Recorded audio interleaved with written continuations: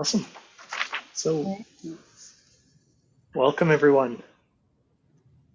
We're just about to get started. I'll just look to my co-host for a thumbs up. Good, great.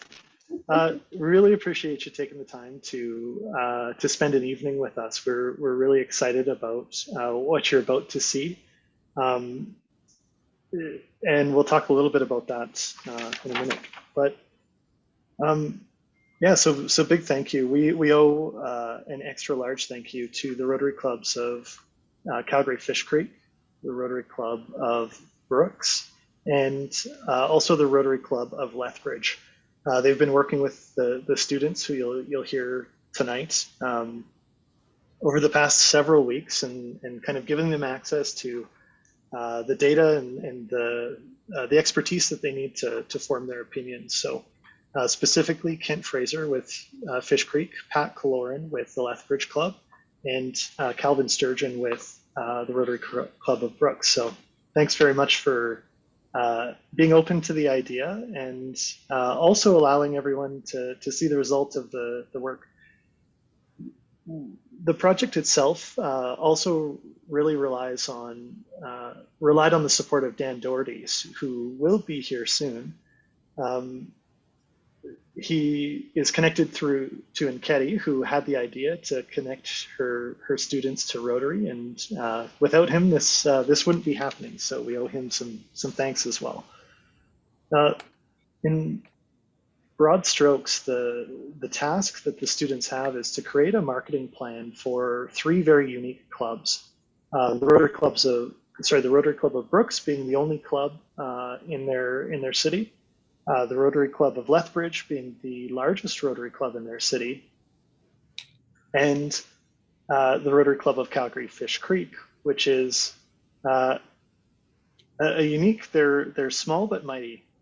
They also, I believe, lead our district in terms of diversity. They are 66% female, which is twice the district average and almost 3 times Rotary's average. So the purpose for choosing these 3 clubs was to make sure that we had enough learning that would be able to benefit everyone, Rotarians in any clubs in our district. And so that's why we've invited you here tonight. So without further ado, I would like to pass the spotlight to Nketi, who is the professor at Ambrose and a Rotarian with the Rotary Club of Calgary West. Okay. Thank you very much, Corey. Just bear with me 1 second to get my technology sorted out. Should have done this. Okay, we are here.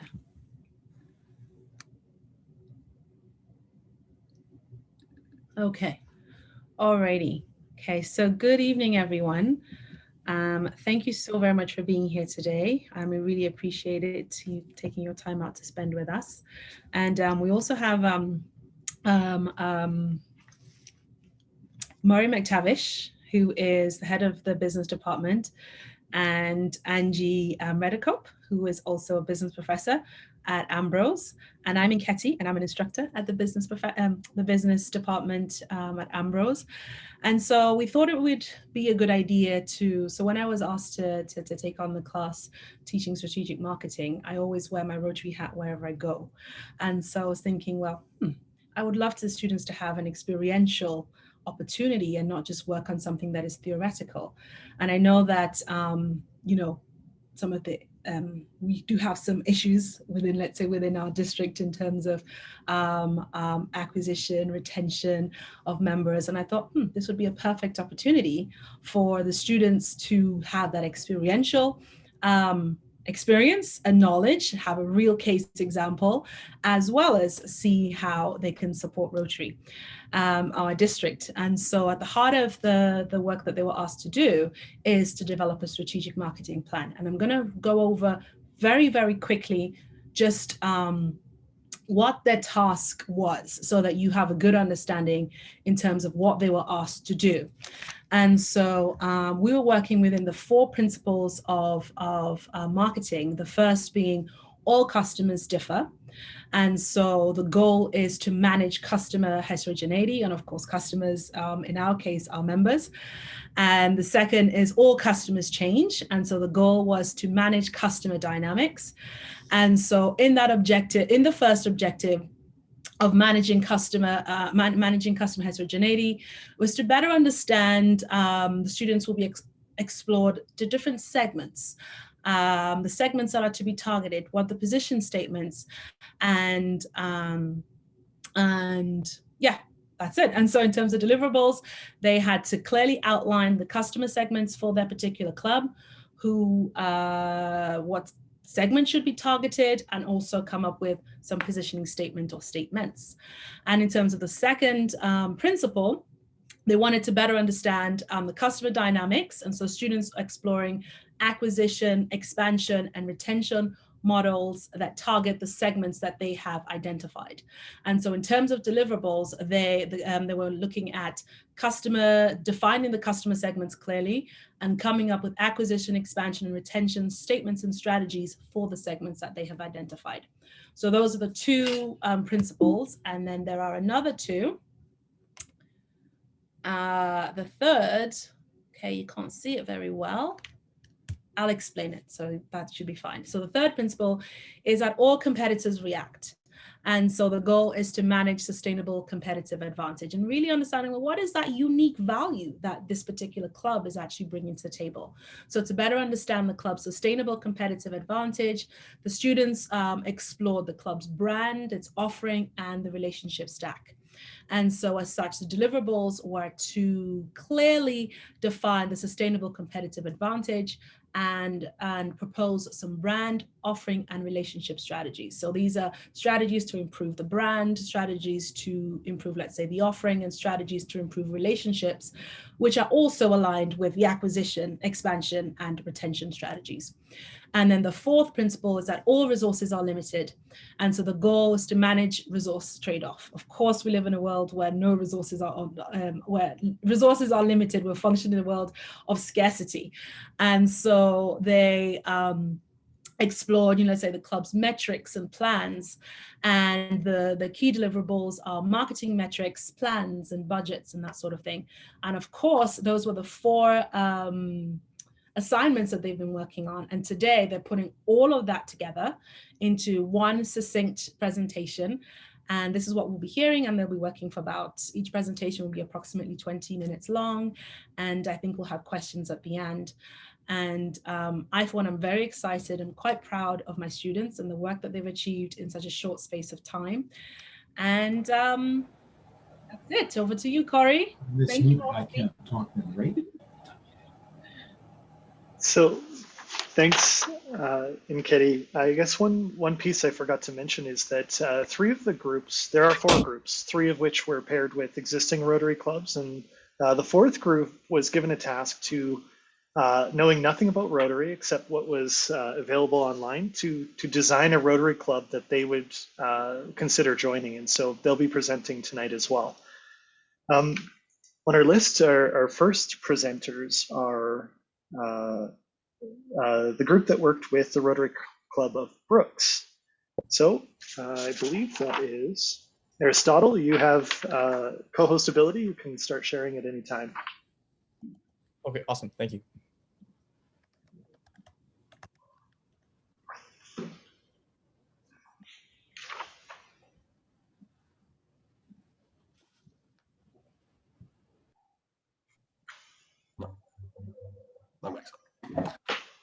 We good to go, Aris? Yeah, we're good. Perfect. So my name's Cody. I'm a member of the Brooks group, as well as Aristotle, as we're already aware, Graham, and Pierce. So as a whole, we were completely focused on the Brooks group, and then through, as our professor has already explained, the steps in process of how we believe we could build a plan that could help their growth. So just a quick introduction, as we've already kind of gone over this. Our fundamentals is going through all 4 of the principles. All customers differ, how they change, how they react. And then the 4th one, all resources are limited. Within our presentation, our 4th principle, we will actually go over and talk through basically the plans in which we have. We have about 8 plans in total. just to give Brooks many different options to pick and choose of what they believe will work best for them.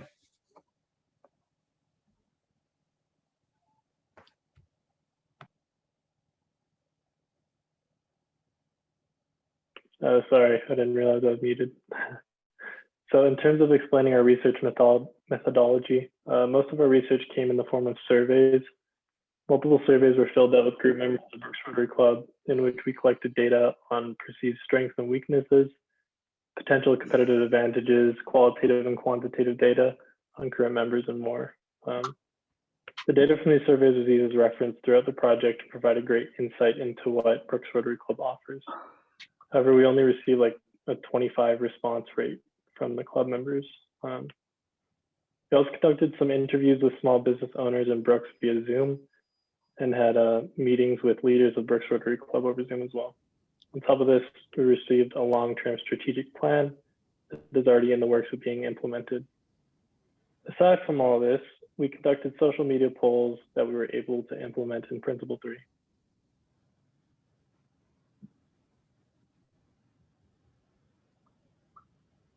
For Principle 1, we kind of, like Pierce just said, we were sending out surveys. That was the first thing that we did, just to get to the linkage of the customer or the people who would be buying. So the inputs that we used would essentially the what, why, and how of what we were doing with the surveys. Again, the survey was a simple questionnaire that we asked a lot of the Brooks higher up members. So like Calvin, what we thought would be a good way to kind of go about it and get the best data and analytics that we needed to kind of implement some of our strategies that we'll go through a bit later. The why, we just basically successfully were able to predict that the Brooks Club would respond with a list of things that we could immediately set into motion. So like Pierce said, we had a 25% return rate, which is pretty decent. We were able to get like a pretty good feel. All the surveys mostly had the same information on them on the data that they think we should kind of utilize and implement into the plan. And how we just, again, it's a survey. We were able to simply ask questions and receive honest answers as a group, and we were able to get the information needed. So the approaches and the analyses kind of revolved more around the survey itself, was just asking what people liked about the club, what we should do to grow, where the barriers for entry were, that kind of stuff. And we'll get into that a little bit later. Okay, so now when it comes to the research methodology for Principle 2, we really wanted to maintain the most valuable information we can get from the Brooks Rotary Club. So by doing that, we conducted a Zoom meeting with Calvin and Inga, who are members of the Brooks Club right now. We really just wanted to find out about the average age, the current members, also how they reacted to the COVID-19 pandemic, their club collaborations with other big Brooks clubs, so how they could all merge together, and then to work on a certain project, and also current member benefits. And we achieved this all through a Zoom meeting. So when it comes to the approaches and analysis of the meeting, the why, what, why, how. First off, when it comes to the what, we really wanted to find out about interactions and collaborations, and what better way to do this is through a face-to-face meeting. The meeting also brings us a realistic accountability to give our best efforts. It kind of gives us an actual realistic approach to who we're actually presenting this information to. So that's super important for us to understand. It also helped us filter out ideas that would not work right away or wouldn't fit with the Brooks Rotary Club at the time. For the why, we really wanted to do this to learn about how many members there were and how they could reach a younger demographic to improve longevity of the club, and how basically we conducted the Zoom meeting just by scheduling it through email.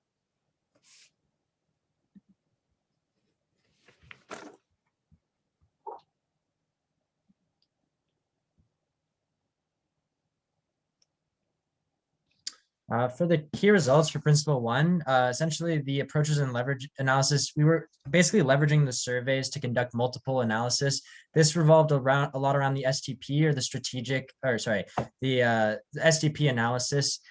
So the strategy, the targeting, segmentation, targeting, and planning. So with that in mind, for the segmenting and targeting, the data we got from the surveys kind of suggested that we target a younger, more diverse group in the Brooks area. And then lastly, for the key result, we also had the GE matrix grid. So this grid, basically where we should invest in for the growth, what was a high prioritization, what was a high or a low prioritization, and where we should put that. So we thought that the best markets to kind of like capitalize on would be like schools or adult clubs with young people in a diverse area as well. Yeah, and also for the key results, this is just the outline for what we're about to present to you in regards to outputs. So we're going to move into the principle one, what Graham was talking about. Yeah, so like I said, the presented surveys to the Brooks Rotaries Club. So the segmentation, targeting, and positioning. Segmentation of basically who we should like the segment of the group that we're looking for, as well as how we should target to them. So like I said, with the younger crowds in those in the schools and in the kind of like we were thinking about book clubs and the radio shows that Brooks has already done a really good job of capitalizing on. We should kind of grow that and expand it. So that gets into the GE matrix, which is essentially a graph of how we should grow and in what places we should invest in. And the Brooks Radio Club came up with that idea, as well as like the job boards and the schooling in the Brooks College as well. So for these are the outputs, segmentation, positioning, and targeting. It's kind of like a thing that we as a group in the chapters, we had to capitalize on. So like I said, it's already kind of included in these smaller, Brooks is a small area. So we wanted to capitalize on the community that Brooks kind of offers everybody. So a lot travels through word of mouth, through the farmers markets, through the college, and especially through the radio shows. We kind of discussed the idea of billboards, but we thought that the radio show, there was a radio stuff that we were told about that did really well. So we really wanted to capitalize on that. That would come into like the targeting our new members, the segmentation of the younger people that we wanted, and positioning it through the community. And this growth stuff I already went over, but like I said, the high growth stuff would be more like those younger people with the schools, the word of mouth catches on in the community. The medium investment, the industry attractiveness, kind of like the higher stuff would have been like the radio stuff, the radio show, just because it got so much enthusiasm and we've heard so much about it. The medium stuff, we placed like our job boards and our kind of social media output kind of in the middle there, just because there would be less industry attractiveness and it wouldn't be as strong as that word of mouth and community that Brooks can easily take advantage of.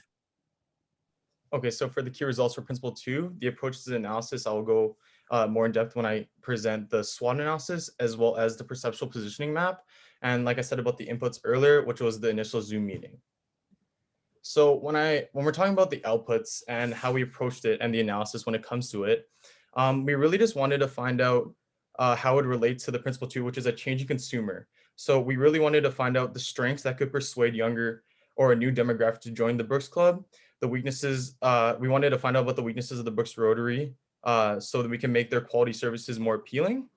The opportunities that can come with the Brooks Rotary Club when there's a changing consumer, as well as any threats that could arise. So for the strengths, it'd be the passion, the community, and the manpower, as well as the strong community base and the membership offerings. For the weakness, it'd be the direction and the lack of programs that achieve their future goals. They do have a lot in place, and we really want to give a plan that can give new insight into what other programs they could implement. Opportunity would be the ability to mentor a younger demographic and COVID-19 aid programs, and threats would be a growing disconnect within the community and the COVID-19 pandemic. So when it comes to the principle 2, another output would be the perceptual positioning maps. So we categorize the Brooks Rotary Club having between high quality and expensive. High quality because of the services that they do provide to their members, such as what Graham was talking about, the radio day, the Pump It Up run, and as well as other membership advantages, such as their own networking and communication as well. We also find that they also do bring in a lot of guest speakers, which talks into their high quality of the club. And then there is a cost to the club's memberships that we'd categorize them in more of the expensive area.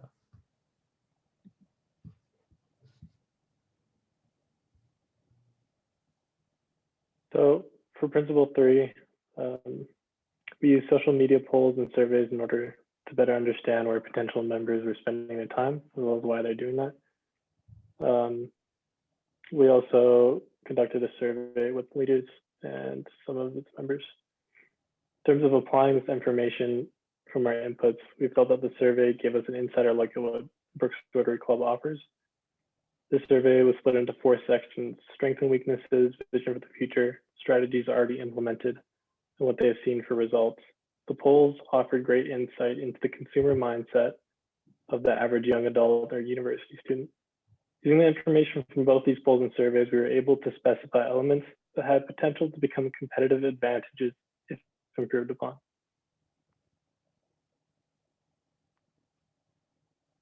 So here's just like a visualization of what we found.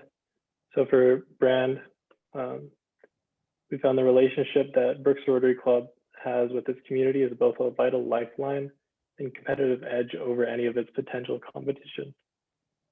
Since Brooks Rotary Club is in a unique geographic spot, they have the potential to become a major hub in which people can come to in order to support and make the world a better place. As we see the club growing, we also see the diversity within it growing as well. In terms of offering, we thought that one way to make the barrier of entrance an easier hurdle would be to implement a staggered cost system. The cost of membership could deter younger generations from even giving the Brooks Rotary Club a shot. Once they do, however, we feel the community and activities of the club would not only be enhanced, but seem more attractive to non-members as well. In terms of relationship, they have an advantage in their ability to form relationships and community with those they help out, as well as forming relationships in between group members.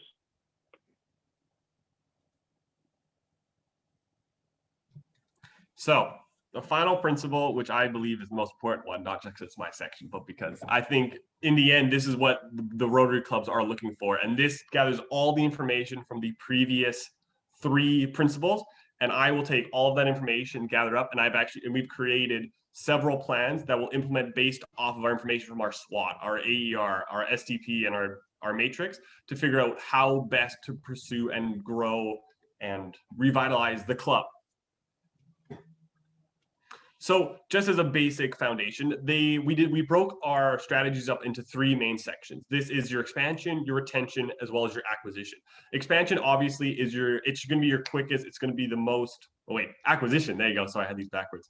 Acquisition is going to be your focus point at the start. So we have 4 plans to go with this one, just because we believe that for a good quality club, we need to have quality members, and the acquisition is going to be your easiest way to grow in that area. Retention, obviously, as it's the 3rd one, but I'm going in the order, it's okay. This focuses on more how to get members to join, but also how to get them to stay once they have joined. This will be more focused towards the middle end of a growth kind of period, and then finishing off with some expansion plans. So those plans obviously are just to branch out within the community as well. So we have 3 plans, as I've said, for acquisition. The first plan, and I believe this would be the most practical plan for Brooks, is to actually join the local farmers market with a booth. Simple benefits from this is actually just the opportunity for face-to-face recruiting. It gives an opportunity for members and members of the community to actually see what the Brooks Club is doing, whether it be within the community or abroad. One of the big weaknesses that we saw with the club is that many of the members of the community in Brooks know of the club, but they tend to not actually fully understand what the club does. And this would be a great way to get their face out and just to understand. Another one is just a creation of a job board for young students. This is obviously very centered towards a younger demographic. That job board would partner with most likely the Brooks College, I believe, yes. And that will just allow them to have face-to-face meetings, as well as an opportunity to grow in mentorship with these fellow students who are graduating or in summer programs, just to see, oh, this is a club that helped me out of school. Maybe I should give them a shot, give them a look at, and then it gives them an opportunity. Another one, obviously, is sponsoring local high school events. This was focused completely around community engagement. With community engagement, you are able to actually take on a burden that the community may have, bringing them together for something. And I know from personal experience, sports is a great thing that many people in communities love to rally behind. Even if you're not a big sports fan, just the roar of a cheer of a crowd can be outstanding. And this just allows the Rotary Club to kind of get their face out within the community so that they can see the work that is being done and where money, if they do give, where it is going, and maybe even an opportunity to give as they see the betterment that the club can have. And then the fourth one is the payment program of a special focus towards special events. This would be discounts over Christmas, Mother's Day, just to almost give them an enticement, almost the way you give a 30% sale. The exact same concept is just give them the idea of, hey, it's $450 is quite a bit. Maybe for Mother's Day, if you're a mother or an expecting mother, then $300 for the year, and just give them something to kind of, you know what, 450 we can't do, but 300 we can probably work that through like a monthly system. Moving to expansion, this one we didn't consider as our biggest focus for Brooks, just because of where they currently are within the growth cycle. So that's why we only simply have one plan to go with it. This would just be a partnership with local stores that would actually promote local buying and local purchasing. Within Brooks, you have a lot of local and small town communities, small town shops, and to keep that small town together and united, an opportunity that we have would be sponsorship or like co-sponsoring of programs within it, such as with the previously mentioned high school sports sponsorships. If you have the Rotary Club being a primary sponsor and then you have sub-sponsors, maybe those clubs will have will be contacted first when it comes to hotels for like hotel rooms, whether it be for food. Because if you're hosting an event, food is almost always required. Then it comes with some pushback and some give and take within the community. And the final one, this is retention. So we have two separate plans in this one. And so that's why it's kind of middle system. One of them is a tier system. Many different places nowadays, whether they be big shops, video games, malls, have loyalty programs of some kind. And so that's one of the ideas that we had, was a tiered system for rewards based off of donations, but not only money donations, but also time donations. For young people, for example, whether it even be middle-aged, old, or out of high school or in high school, we don't necessarily have a ton of money just to throw around, but we do have time and we're way too energetic. So if you give us the opportunity where we can volunteer for say 4 or 6 hours at the booth at the farmer's market, if that would compensate into an equivalent amount that would be donated for a tier. Those tiers can also be given on, there's different levels that we kind of gave as just a general idea. They can come from toques, hats, and that would represent a Rotary brand, anything up to just plaques or anything that can be on the Rotary scape of what they believe is encouraging for their members. We do go over these plans in far more detail in previous documents for your purpose of browsing.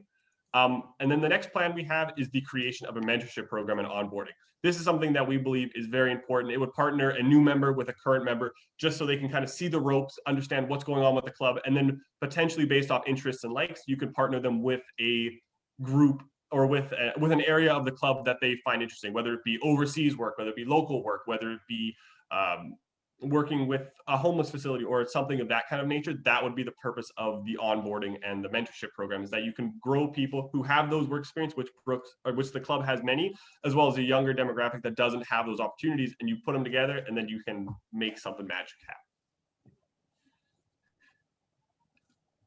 So just as a reflection of it all, as we are a faith-based organization and a faith-based university, we believe that the plans we've said before, as well as the whole purpose of Rotary, is service above self. And we believe that within that, these plans do help implement that, as well as our faith, we believe that that is extremely accurate, is that we're supposed to put others before our own. And so within that, we believe that those actually meshed really well with it. The relevance of this project is quite relevant in the sense of what we're trying to do within the program and within business, is just kind of working hand in hand, toe and foot with different programs and with the school, just to give us the actual working experience of how we would create this plan in the future.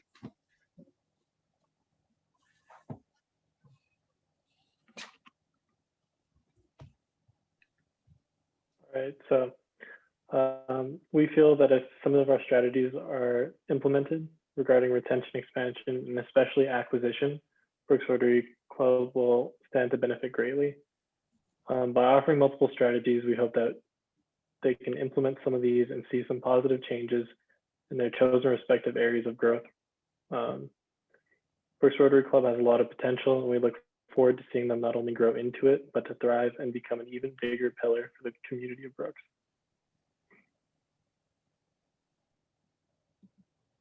And that will conclude our presentation. Thank you everyone for giving us the time to present our ideas. And I don't know if we'll have questions right now or after, but we really appreciate your time. Thank you.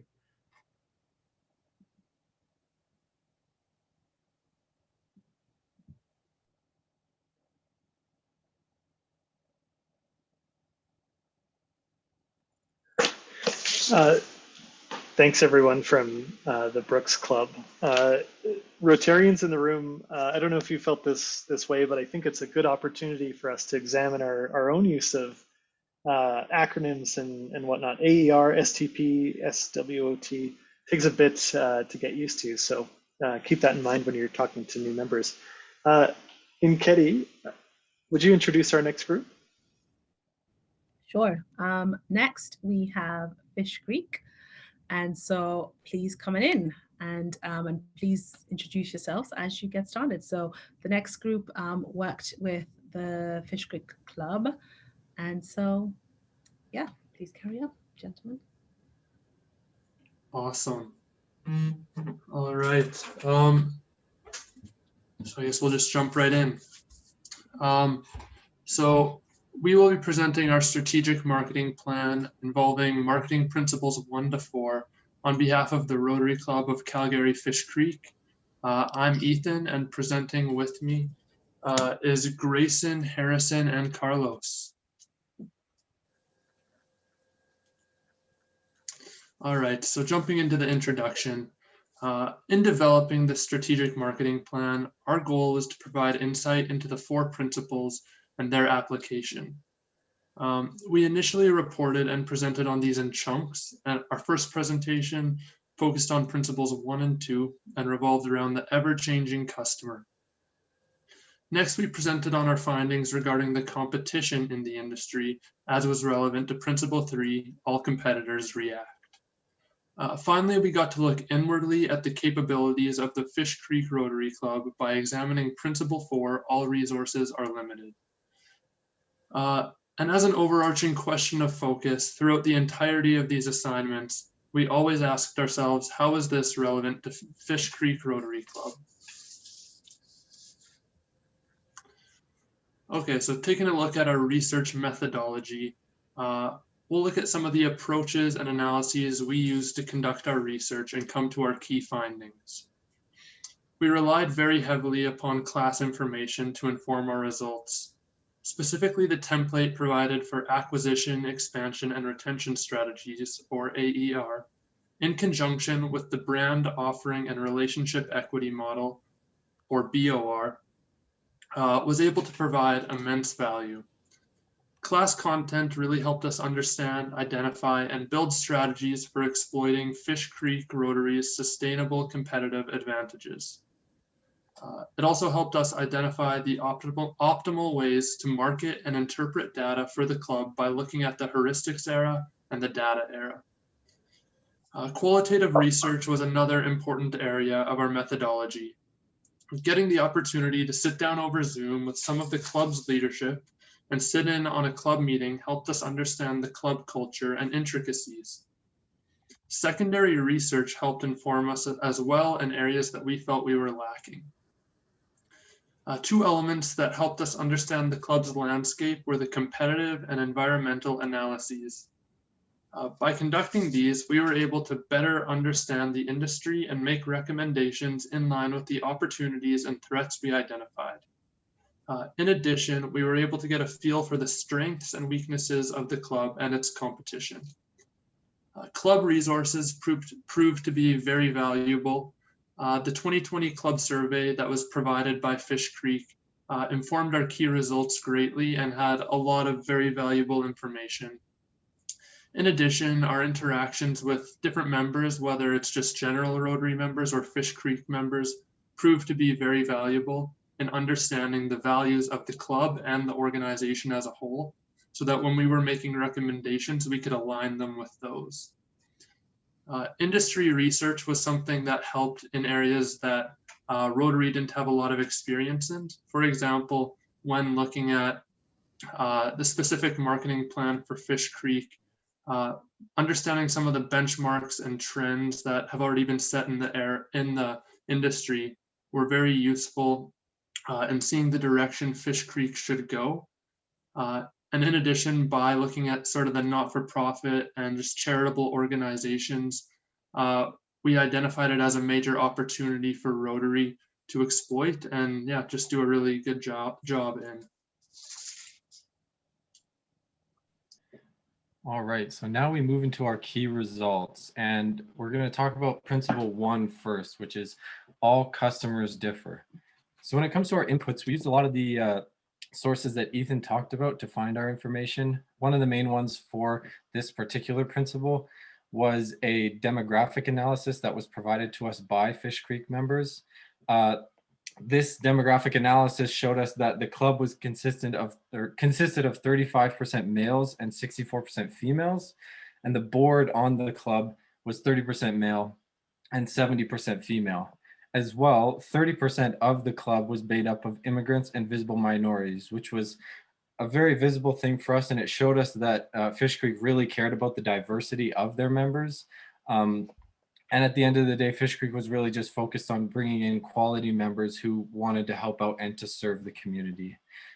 So we also use that information to do a SWOT analysis on Fish Creek as well as their competitors. And when we look at Fish Creek, one of their main strengths that pertains to Principle 1 is the diversity of their members. It creates a very welcoming environment for new members, knowing that, you know, whoever they are, they're going to be accepted.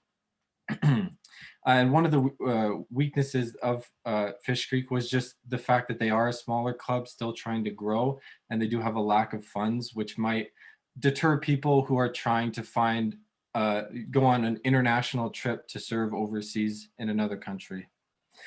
And then one of the main competitors that the Fish Creek members talked to us about was BNI. One of the strengths of BNI is the networking aspect of their club. It strictly focuses on the business aspect. And so that is one of their strengths, but also one of their weaknesses is the fact that they don't have the same amount of services that Rotary provides and the opportunity for philanthropy. And then again, the second biggest competitor for them is other Rotary clubs, and specifically larger clubs than their own. BNI, excuse me. BNI is Business Networking International. So that's also another club that's in the same industry. But yeah, the larger Rotary clubs that they're up against, one of their main strengths is having more funds than them, so they can provide those international trips for members. But a weakness is they are a lot slower to diversify when it comes to comparing the diversification that Fish Creek's been able to achieve. And so when we look at the outputs, we talk about the three categories: segmentation, targeting, and positioning. Segmentation, there's two segments that Fish Creek is really focusing on. The first is the younger, newly graduated university students, as well as up into around the early 30s. That's the first and second segment is empty nesters, parents who are finding themselves having a lot more free time on their hands and are looking to fill that time with something else. And so when it comes to targeting, we really are encouraging Fish Creek to meet the segment's needs. So they first need to understand what these segments are looking for in a club. And then Fish Creek needs to try and adapt and figure out what they need to build on in order to fill those needs. And then also just with talking about their competitors, another thing Fish Creek needs to do is stand out amongst their competitors and show that they're different. And that will also help bring in those two segments that they're trying to bring in. And then when it comes to positioning, one thing they can improve on is how they're viewed. It's not in any means that Fish Creek is viewed in a bad light. It's the fact that a lot of these people don't know about Fish Creek Rotary. And so it's all about bringing that information out to those segments to try and reach them and just show them what they're about. And it's a lot more to do with how can we better communicate our brand and who we are as a club to reach our segments. And so after that, we jump into principle 2, which is all customers change. And again, we got a lot of our information for this from the Fish Creek executive members who we had an interview with and talked with about the club, as well as some of the material from in the textbook. And from our interview, we were able to understand and get an idea that Fish Creek has done a really good job with retention. A lot of the members who have joined their club are still there today, and only a couple have left. And in saying that, the reasons why they have left are because of lifestyle changes. And there's three big ones that they talked about, which is moving out of Calgary, health issues, and also age. And so no one has ever left because they haven't been enjoying their experience, or they didn't think Rotary was for them. It was because of other external reasons. And so when we move into our outputs, we were able to use this information that we got to build this AER strategy grid. And we broke the grid up into 2 sections, obviously, and both sections are for the young people, the first segment, and then the empty nesters, which is the second segment. So the first being the acquisition strategy, and we believe this one is the most important for Fish Creek, because this is going to help them reach those 2 segments a lot better than they have in the past. And so one thing that they could do is create meaningful relationships between Fish Creek and local Rotaract clubs to give new members that opportunity to work with Rotaracts, as well as creating a social media presence. And we understand that a social media presence reaching younger members is going to be different than a social media presence reaching older members. And so we believe that Facebook is a good way to reach the empty nesters, and then Instagram is another good way, as well as LinkedIn, to reach the younger members. And then when it comes to the expansion strategy, this is one that we believe Rotary is doing, or Fish Creek is doing a good job of right now. But in the future, if they are planning to upgrade their expansion and just diversify it a little bit, we've offered them a couple tips for that. And the first one is staying attentive to what their younger members value and supporting those values. And that also goes without saying, they need to respect what their older members value and support those as well. And then providing opportunities for their own projects. And this also goes for the younger members, as well as members who are already there, and new members who are a bit older. Being able to excuse me, to support them in their ideas and showing them that the club cares about what they think really helps build that community and that camaraderie with their members. And then when we look at retention, as previously talked about, they're doing a really good job when it comes to retention. So we don't really have too much to say for them about that. But again, if they are looking to diversify their retention abilities, creating mentorship opportunities between the younger members and the older members is a really good way of building that, and just allowing their younger members to see the value in this club.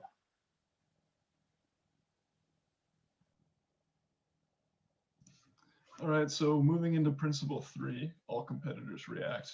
Now, I have some inputs listed here, but also it's worth mentioning that the past principles and like the past models that we use, like the AER, acquisition, expansion, and retention models, all kind of build off of each other. So a lot of that information is also used as inputs in the following principles as well.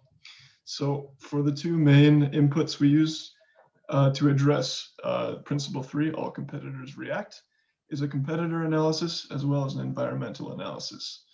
And so for the main competitors that we looked at for our competitor analysis are other local Rotary clubs, BNI, as Harrison mentioned.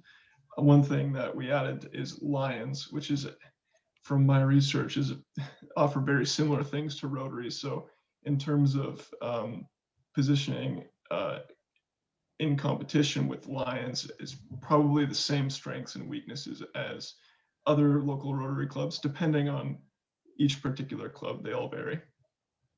And indirect competitors such as food banks, and some strengths for food banks when people are wanting to get out and contribute to their community. Food banks have a strength over Rotary clubs, as they're always looking for volunteers, and it's not a huge commitment. There's no membership fee. You can kind of just volunteer whenever you want and give back to the community if that's how you want to do it. And that's one of their strengths. And I think Harrison addressed strengths and weaknesses of the other competitors. So I'll move into the environmental analysis. So yeah, it's pretty clear that a lot of other Rotary clubs are targeting this same segment of young people. So there's going to be a lot of competition here for new graduates, and Fish Creek needs to be aware of that, as well as in terms of the technology sphere of the environment, Fish Creek's website probably could use some updates, as well as a lot of other Rotary Club websites.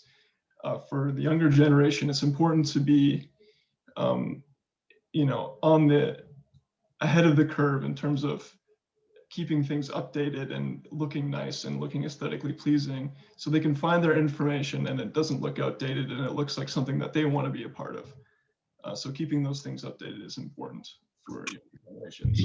And in terms of the socio-cultural sphere of the environmental analysis, Fish Creek is ahead of the game because they're incredibly open, incredibly diverse, as we talked about, and very attentive to societal values,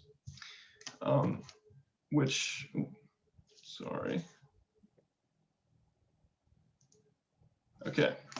which has allowed us to create this BOR equity grid. And BOR stands for Brand Offerings Relationship Equity Grid.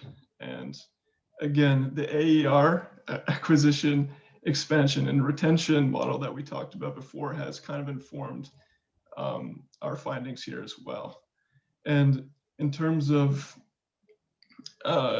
sustainable competitive advantages, just being completely honest, our team had a tough time finding sustainable competitive advantages for Fish Creek, as by definition, a sustainable competitive advantage is something that is hard to replicate. And when it comes to Rotary clubs, I think for the most part, they're all under the same brand and they all have access to the same international, you know, resources. So it's hard to find something that isn't easy to replicate by other Rotary clubs. So a lot of these strategies are probably advantages compared to outside competitors, not the local Rotary clubs. So getting into the BOR equity grid, for brand strategy, the marketing objective is to attract and retain new members through Fish Creek's unique brand. And the relative advantage here is that Fish Creek, as we discovered in our meeting with them, that they are all dedicated to hands-on service. It's a small club. They don't have a lot of financial resources, but as one of their members mentioned to us, that they all have time and they're willing to commit. And that's something that every member in that club has bought into. And that's, you know, a core piece of their identity. And yeah, again, like I said, all members, the source of that is all members have bought into their identity. For offering strategy, the marketing objective is to attract and retain new members through what the club provides its members. And Fish Creek provides members with freedom to start their own projects. And this is probably something that a lot of Rotary clubs do. But in our meeting, they also mentioned that some Rotary clubs may have bylaws preventing members to easily start their own projects, whereas Fish Creek is a lot more flexible with that. And other competitors don't offer this flexibility that they have.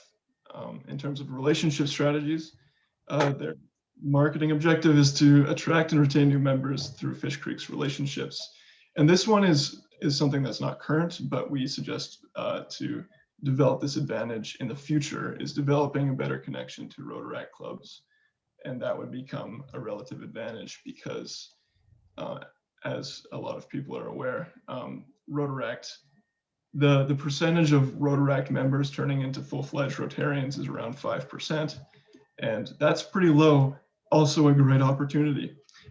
So if Fish Creek is able to create those relationships with Rotaract clubs through events and such, that could become a source of a relative advantage compared to other Rotary clubs. All right, so moving into principle 4, all resources are limited. And this is kind of what helps us develop the marketing plan. And it all comes together in principle 4. So for inputs, like I said, everything builds off itself. So we used our acquisition, expansion, and retention strategies, as well as our brand offering and relationship strategies and Fish Creek's 2020 survey to inform our key output here for principle 4. which is budget per marketing activity. Now, from our research, we found that when it comes to nonprofits creating their marketing budget, it lands between 5 and 15% of the total operational budget. And we suggest that Fish Creek follow suit with that, the size of budget. And in terms of breaking up these, breaking up the marketing budget into marketing activities, there really is no magic formula that you can just use to spit out a perfect optimal marketing activity budget, but this is a starting point. And as they get more data from, Facebook Ads Manager, and there's a lot of good tools that all of these platforms provide when it comes to data, allowing that data to inform their marketing decisions, they can adjust this and see where it's working and where it isn't, and making adjustments accordingly. So we suggest that they start with 30% of their marketing budget on Facebook ads. And this, the demographic for empty nesters, that's a demographic that is active on Facebook. And having this, and as well as the younger generations are also on Facebook. So that's why this budget is a little bit bigger compared to other platforms, as it's going to reach both segments pretty well. In terms of the other platforms, Instagram and LinkedIn, we suggest that 15% on each. So 15% of the marketing budget on Instagram ads and 15% on LinkedIn ads as well. And these are going to be able to reach the younger generation, millennials and Gen Z as well. And lastly, we suggest that they spend 40% of their marketing budget on events and getting out there and partnering up with organizations like Toastmasters and local Rotary clubs. And we believe that having a large portion of their marketing budget allocated to events will be extremely beneficial, because that creates a relationship. Facebook ads, Instagram ads, LinkedIn ads, they kind of get the name out there, but creating relationships is also incredibly important when acquiring new members and also retaining new members. So that is our key output for Principle 4. Right. So upon reflection and conclusion, I'll just briefly talk about what are the things that went well for us and some of the things that maybe we struggled with. So things that went well for us was just Fish Creek's willingness and openness to work with us. They actually provided us with a lot of information that was really relevant and helped us a lot. And also just us keeping up with the first report that we did, just keeping up with all the deliverables that we needed to do.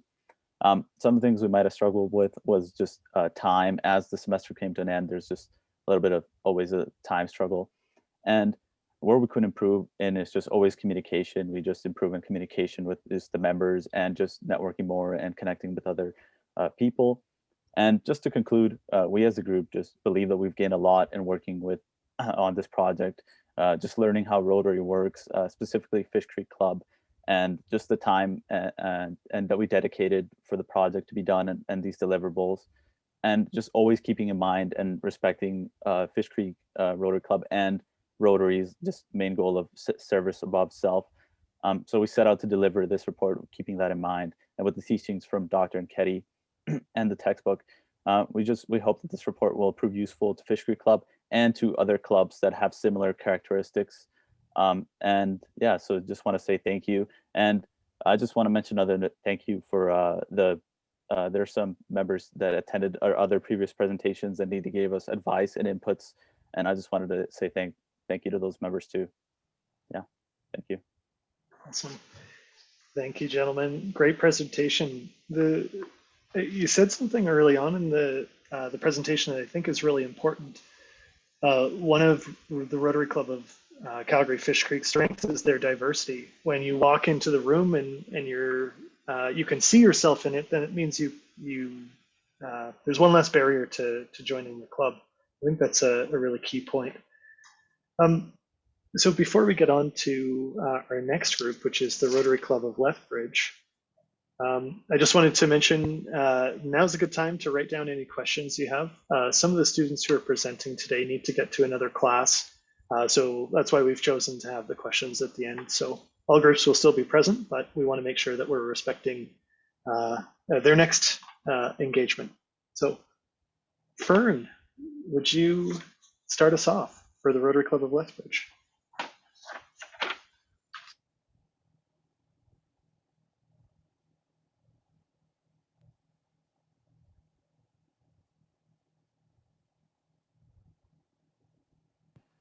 Okay, wonderful. Can everyone see your screen? Yes. Can see some of it. Is there supposed to be as long text on as the you can see slide? something, that's great. Yeah, no.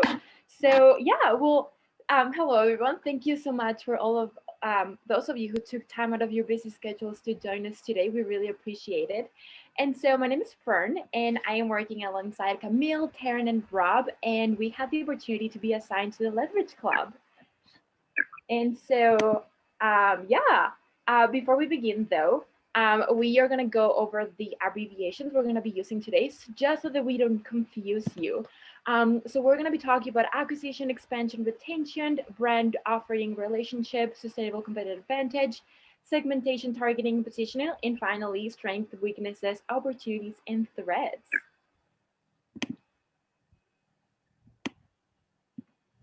All right, so just to introduce our work here with the Rotary Club of Lethbridge, kind of like our overarching objective of this product as a whole was to develop a strategic marketing plan specifically for the Rotary Club of Lethbridge, and more importantly, a plan that entails strategies that the club could actually practically and tangibly employ moving forward with their future marketing efforts. Just for a quick overview of the club, the Lethbridge Club is one of the more established clubs in the district. They have quite a bit of diversity within their club currently in terms of member experience, and both men and women serving in different roles within the club. The club noted to us that they've done an excellent job in the past of being able to acquire new members, but would like to see some improvements upon their ability to retain members and keep meetings and things like that engaging, especially during the kind of unprecedented circumstances of COVID-19. Now, as kind of has been discussed throughout the presentations before us, we're going to be developing this plan by going through the 4 principles of marketing, which include the first principle: all customers differ, all customers change, all competitors react, and all resources are limited. All right, thank you, Taryn, and thank you everyone for being here. So in terms of our research methodology, approaches, and analysis, we want to provide a concise summary of what we did throughout the semester. And of course, when I'll be talking about each of the 4 principles, I hope you already know what those are. So because they already talk about them. And of course, I don't want to be repetitive. So for the first report, we combined the first 2 principles, and we decided to be appropriate to conduct applied marketing research. Because first of all, we have a specific organization, in this case, the Lethbridge Rotary Club, and then we have a specific marketing decision to us generally to increase the enrollment rate. But of course, that required to make more decisions. But of course, the main thing was to basically help them to recruit more new members. Basically, we use 2 specific techniques. So the first one was a passive research technique, which that consisted of making observations. 2 of our members attended to a club Zoom meeting back in February. So they were there just to see, understand, first of all, what they do in those meetings and just identify relevant things that they noticed during that meeting. But since there was a lack of personal interaction, we decided to use an active research technique, which that allows to conduct a focus group activity. And our club contact with Pat Killeran, I'm sure is here. He was really helpful. He facilitated everything, and all of the people that were invited, they came. And then actually was a really good time because we learned about the club and all the things that we were not sure about, how the club it was all about. For principle number 3, we conducted individual interviews / meetings. So we talked, as I mentioned, with our club contact, Pat Killeran, about how the club operates and tried to understand a few things that we were not sure about. And then we also interviewed a close competitor from the Foothills Toastmaster Club in Calgary. Because we identified both organizations that are similar, because they have their mission and values are pretty much toward helping communities. And we also requested some data. Of course, we understand that maybe there was a limited access to that. So of course, the three things that we focused on were the online platform. So that included the website, their email, social media, like mostly Facebook, financial data, and membership numbers. And for principle number 4, we conduct. First, it was intended for all the members of the club, but of course, since we have a really short period of time, it was just for the people that were that participated in the focus group activity. The idea was to understand how they perceive the club, like internally, and how we perceive the club, from externally, right? So that was comparing their. So identifying the club resources that they have, how they manage all of the resources and how they allocate them, and trying to find common causes based on their resources that they have, so they being able to contribute or even partner with other clubs or organizations. And of course, we were able to use more data. In terms of our inputs, approaches, process, analysis methods, as I mentioned, for each principle, we did a few things. So for the first principle, of course, we collected some data from the meeting notes and then the focus group responses. So we're able to conduct an A/B testing, which that means identifying 2 variables. So in this case, what's the age and the interest of the members. So we're able to see why there's the purpose of being a member and how they can contribute. And of course, for that, we use the STP approach. For the second principle, we use the same information, the same data that we collected, and then we were able to create a SWOT analysis of the club to understand how they were able to adapt, throughout time, because of course a lot of people have, been there for a long time. So of course, how they were able to adapt and meet the needs of all the members.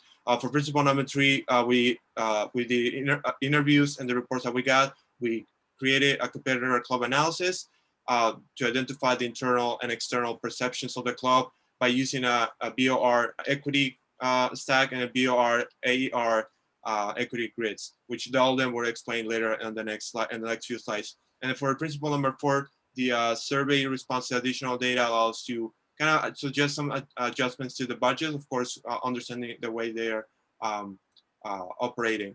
And so the things that we recommended was to use the process for managing resource trade-offs and the experimental based contribution approach, which that means doing different things at different times so that the club is able to continuously improve. Okay, so with this marketing principle, we kind of address the main challenge organizations face, which is the customer's needs change constantly. In this case, would be your members. And so marketing strategies need to be developed in a way that enables organizations to manage this customer heterogeneity, which can be done by segmenting, targeting, and positioning efforts, also known as STP. And so our findings in this section address the information we gathered during a focus group that Rob mentioned held back in February 25th.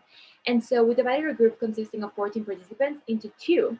And we conducted a SWOT analysis of the Lethbridge Club to facilitate the organization's targeting and positioning efforts.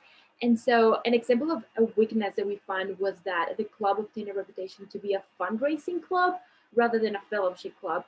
However, a really cool strength was that the club offered many people the opportunity to find like-minded individuals with similar goals in life, which made them feel welcome into this little community.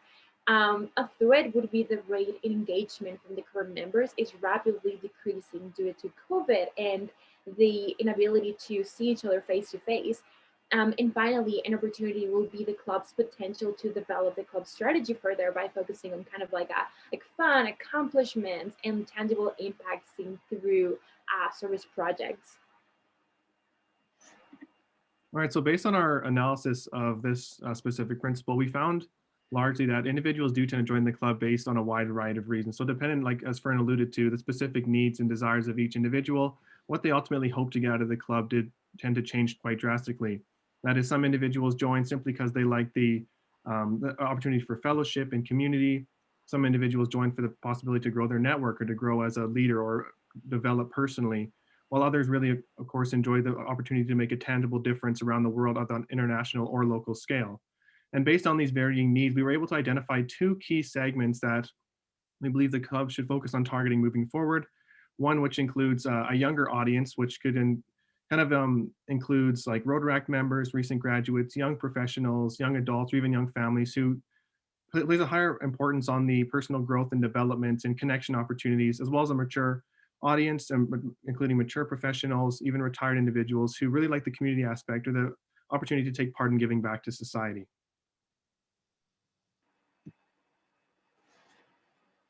And so another challenge organizations face is the constant evolvement in customers' needs over time. And so we acknowledge that the Lethbridge Club has two primary target audiences that should be segmented to address their needs a bit more carefully. And so for this principle, we developed position statements that would kind of answer the three key questions relating to who the customers are, what their set of needs the service is fulfilling, and why this specific service is the best option to satisfy their needs.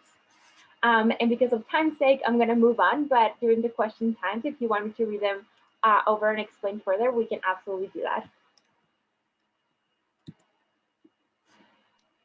Okay, so kind of while we gathered all our findings and our research and analyzed everything, we started to develop some strategies that the club could implement to really target those segments like we mentioned earlier.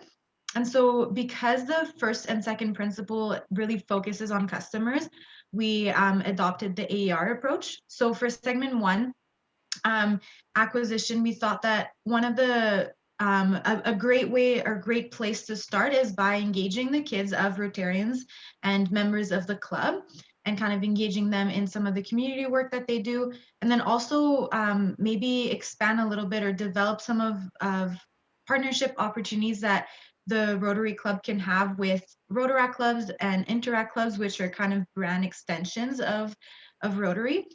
And then in terms of expansion, one of the great kind of assets that Rotary can bring to a younger demographic is the opportunity to mentor youth and to kind of equip them and train them to be leaders in the community. So we're going to mention that a little bit later in our strategy for principle 3 and 4. And then in terms of retention for that demographic, a great way, sorry, Karen, do you mind just going back? Thank you. A great way to kind of transition youth and younger kids from Interact clubs to kind of transition them into Rotaract clubs and clubs in the university and eventually Rotary would be a great way to retain membership throughout the life of a Rotarian. And then for segment 2, which is already a demographic that's being targeted by the Rotary Club, but there seems to be a bit of a discrepancy when it comes to outsiders or people that are not Rotarians. They know about the brand, they're aware of the name of the brand, but they don't always know what the club specifically does. And so we kind of suggested that maybe by doing little social events that can be very informal, where Rotarians can invite family members and friends to just come join and have fellowship and kind of slowly invite people in to have that initial point of contact with the club, and also hear a little bit about the specific mission of Rotary and being intentional and trying to communicate the purpose of the club throughout that night and having even a time of Q&A. And so, yeah, we kind of developed a little bit other strategies in the expansion and retention part, but just for sake of time, we want to stay focused on that one. Okay, so regardless of a company's effort to address customer heterogeneity and dynamics, competitors are always present. And so for this principle, we address the 4 critical environmental trends, such as economic, social, technological, and regulatory, that the Lethbridge Club needs to be aware of, so that investments in BOR strategies lead to sustainable competitive advantage. And so we also provided some logical solutions that are highlighted in our report. And for this principle, we found the 4 methods that are being used to measure the club's metrics. and we analyzed the data provided by the Lethbridge Club, which again is detailedly described in a report. And so finally, we took a look at the newsletter delivered every month, the engagement in social media platforms, and as well as the website, and finally on the membership data. All right, in our analysis of this specific principle, we began by defining some sustainable competitive advantages that we believe the Lethbridge Club already exhibits. And these include just the history and the legacy of the club itself, which is something that takes a lot of time and effort to, of course, accumulate and to build, which competitors cannot easily copy right off the bat, as well as just kind of the family-oriented and tight-knit culture that exists within the club is another great advantage, as well as just the ability for the club to see the tangible impact that they're having on individuals through their projects, and they can just follow that process all the way, which a lot of other organizations don't give that unique perspective. So potential sustainable competitive advantage we believe the club can possibly cultivate moving forward include promoting and kind of cultivating their leadership and personal development capabilities, just due to the diversity of the club and the different industry involvement and experience of club members. Is a great potential to dive into that kind of mentorship piece and that networking opportunity in a very intimate and personal way, which is something that the club provides that is super unique as well. And then moving on to the branding, offering, and relationship equity stack that's been talked about. In terms of branding, we kind of discovered that individuals tend to have varying perceptions of the brand image itself, as Fern alluded to earlier. So kind of working towards building more of a common or favorable image in the minds of consumers, what will important strategy moving forward. In terms of offering, the club really does offer something for everyone. It has a tremendous amount of benefits, and they tend to tremendously outweigh any the cost of joining your membership and anything to that extent. And just in terms of relationships, the club does a great job of fostering and cultivating meaningful and deep relationships with inside the club. However, external or peripheral relationships with Rotaract clubs, or even just communicating the integration into the greater Lethbridge community, is something that could be improved upon moving forward. And so for just kind of for like a more practical strategy for the segment 1, basically we decided to stay focused on this idea of mentorship to really allow the Rotary Club to have a sustainable competitive advantage over some of their competitors. And so one of the kind of the ideas that we came up with is maybe Rotary could sort of host a leadership seminar that would take place twice a year, and it can be as simple as having it in a school gym, and make the event free to eliminate as many barriers for young people to join. But then from that event, kind of intentionally forming relationships with Rotarians and partnering them and coupling them with a mentor, and where after that they could kind of choose on like a pricing for how they want to move forward with their mentorship. But basically having this event and having mentorship and coaching available would make the brand image more relevant amongst young generations. And then we also considered that would increase the strength of their offering and of the relationships that they have with that generation. And then for the second segment, kind of building off of what I was saying earlier with having these little social gatherings, we kind of decided to call them like a bit of a meet and greet. And so this could happen once every quarter, again, where members are really intentional and inviting friends and family that are interested. And this could, take place in a park somewhere, or doing a little barbecue where, people can meet each other and then also hear a little bit more about the purpose and mission, which would then increase the brand's image and messaging and make it more clear with what value the membership offers. And then in return, it would also potentially acquire new members and make the membership look a little bit more diverse. So to implement marketing strategies and build stronger relationships with the members, trade-offs are kind of required. And so an organization has only a strong number of resources that must be utilized properly to kind of achieve its highest potential, right? And so principle 4 is about developing that framework that produces budgets and marketing metrics. And so we analyze reports such as age distribution, years of service, membership history and membership overview. We also conducted a survey that was distributed amongst all 72 members of the club. And so the club's management of the resources was rated 85.7%, 4 out of 5 times. And so people said that the club is supposed to be measured and measure its success based on the way these resources are being used. So we want to ensure that the Lethbridge Club is properly using the resources.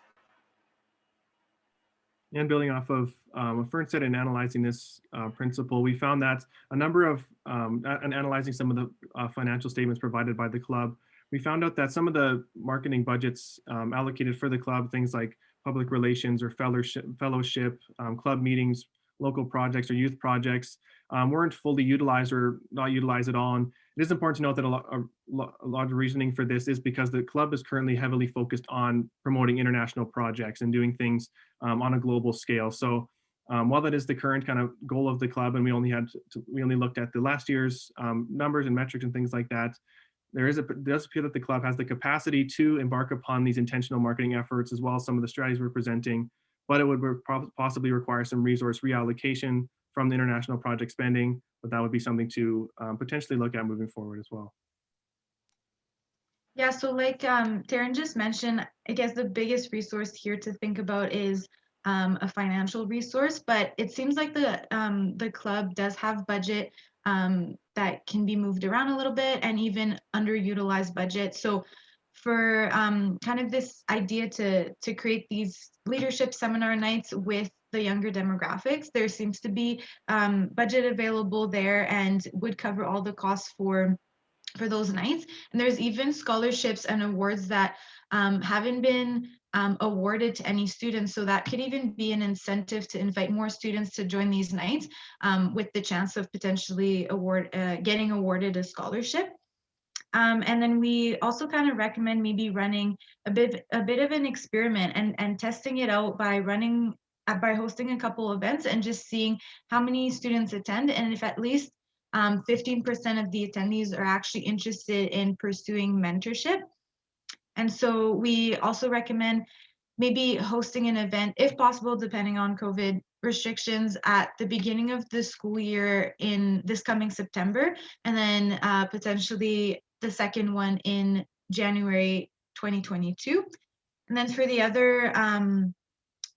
other segment, with just kind of hosting these meet and greets, again, there seems to be budget there for fellowship kind of opportunities, and that hasn't been spent at all this year, really, especially because most of the events have had to be held over Zoom. But for this strategy, we suggest kind of running an experiment over the next 6 months and hosting a couple this summer and maybe one in the fall, and just seeing how many people come out, how many are interested, and out of that that number of attendees, how many have actually joined, and seeing and calculating whether the trade-off is worth it or not. All right, group 3, I apologize for interrupting. Oh, I see we're on the last page. Can I ask you to take 2 minutes? Yes, I will be super quick. So just to conclude here, working alongside the members of the Lethbridge Club definitely added such a richer aspect to our experience as students. It was definitely such a psychedelic experience, and we were so grateful for their kindness, their patience that they showed to us, but also their willingness to just listen and help. And so the opportunity to work with them enabled us to put into practice what we have learned about organizing processes, tools, and structured frameworks to kind of like develop effective marketing strategies for diverse issues. And so by using the information gathered, we're just hoping that everything we deliver to the club will be useful for them, so that they will be able to enhance the club strategies and growth opportunities. But yeah, and we also added a few of our examples that are included in our report. But this concludes our presentation. Thank you so much for listening, and I guess we'll have the question time later.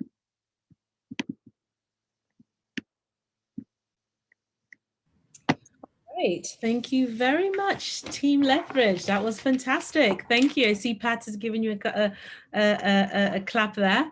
Thank you, Fern. Thank you, Rob. Thank you, Taryn. Thank you, Camille.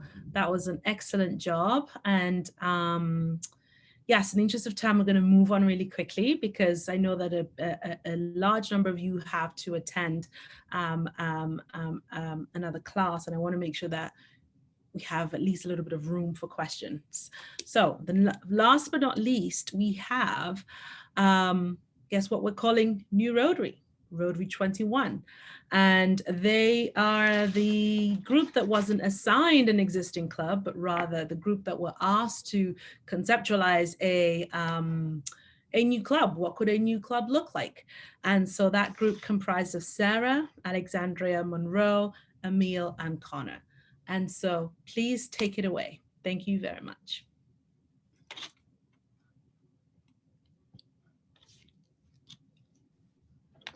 So my name is Emil, and our presentation will be discussing the new Rotary 21. Our group is made up of Ali, Connor, Monroe, and Sarah.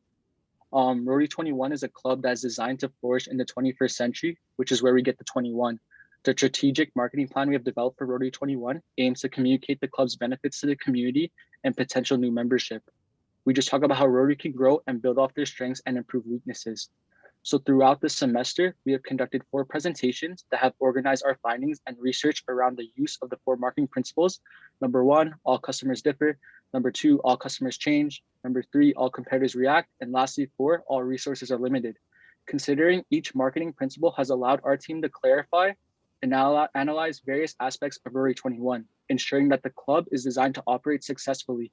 Using the information we have obtained through surveys, discussion with Rotary members, and external research, we will present the key findings from each of our reports. Through our research, we were able to identify several key issues that should be addressed. These issues include promoting a diverse pool of members, improvements to existing club processes, and the potential success of a mentorship program.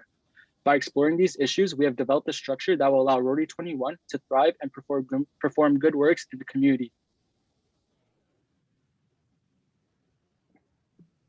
So just taking a look at the research methodology that we use, the primary modes were through interviews, attending Rotary presentations, using various tables, graphs, and surveys from pre-existing clubs, as well as creating our own 3 specific surveys and using various forms of online research. The surveys were very helpful, and they were the most effective way in collecting data, as we were able to reach a large sample pool. And Corey handed us some old surveys from previous Rotary clubs, and it just gave us a lot of insight as to why individuals had left the club, as well as just in consideration of our retention strategies. And we also utilized various forms of online research, which helped us with our comparison through our SWOT analysis of the competitors of Rotary. So this is just a general breakdown of some of the questions that we asked and the different types of surveys we conducted. We did a survey for the Rotaract Club, Rotary Club, as well as a survey to the general public. For Rotaract, we asked questions surrounding what the members enjoyed about their club and also what they would change to their current Rotaract club if they could. And these, again, just helped us with our insights with our SWOT analysis, and also just creating strategies on what could be improved upon, as well as what was currently been doing well. The Rotary Club survey focused on asking members if they have thought about leaving Rotary. And again, this was useful for creating our retention strategies, just identifying those issues that current members had seen. And finally, our general public survey, just to kind of get a feel of what people in the community knew about Rotary, and also ask them if they were interested in joining a membership program and how that would look like with young professionals and as well with established professionals. So this was important in navigating our acquisition and our expansion strategies. And the first principle that we're going to be talking about is all customers differ. So through using survey results, SWOT analysis, as well as STP marketing, which is segmenting, targeting, and positioning, we're able to identify how customers differ and shape the club around those results and the research that we conducted, as well as the feedback that we received. So moving into what we gained from all of that research, looking at the surveys we did, specifically the Rotary survey provided us some really good information on current needs of the Rotary Club's consumers. So these are just a couple needs we identified, as well as goals formatted from those needs, and then actions to help to achieve this goal. So a need that we identified is a shared focus on serving the community between dedicated members. Some members said that there was a bit of a lack of disconnect between different members as to how much they're willing to give the club.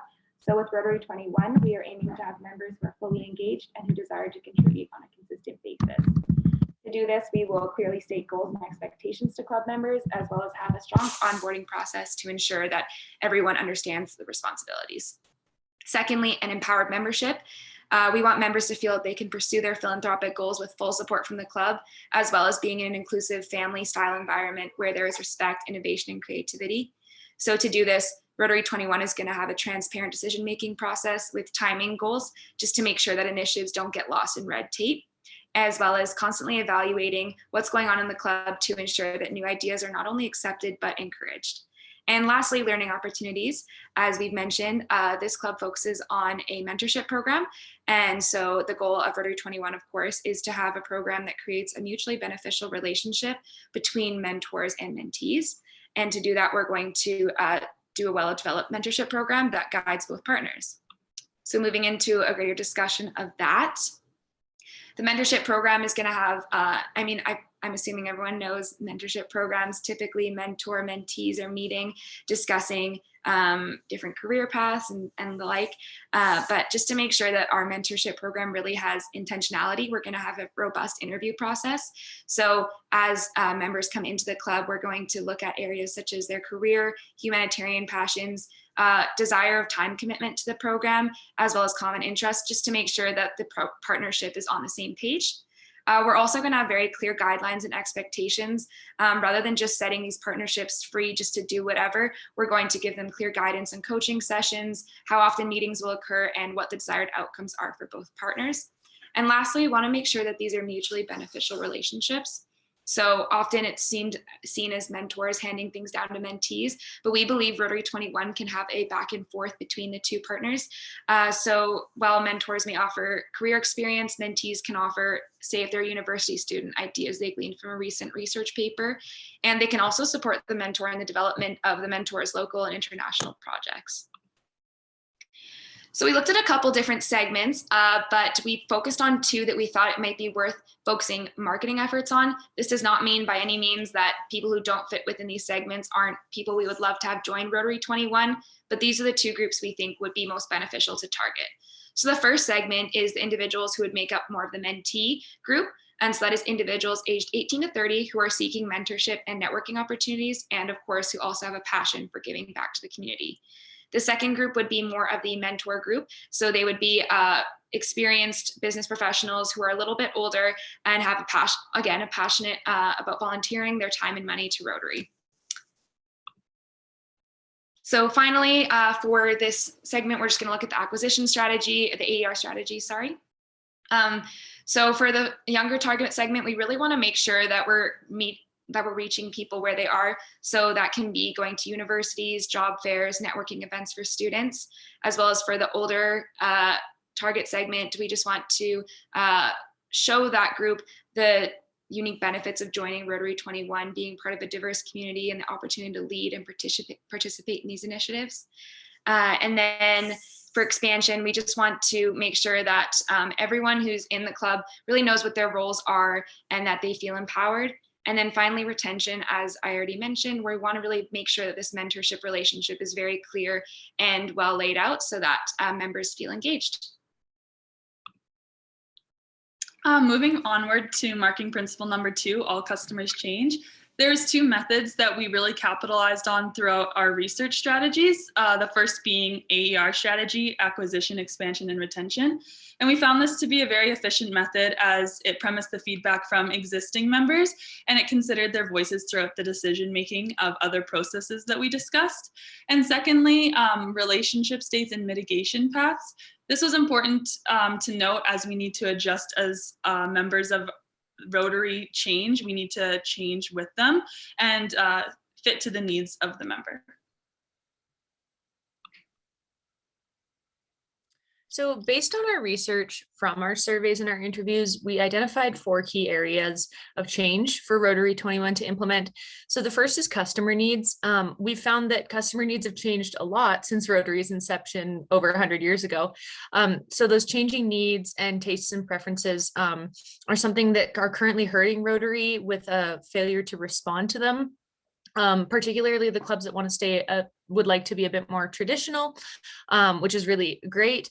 However, there is a need to shift and respond to what customers want currently. The second thing that we found needs to change is diversity. So overall, Rotary's membership is fairly homogenous.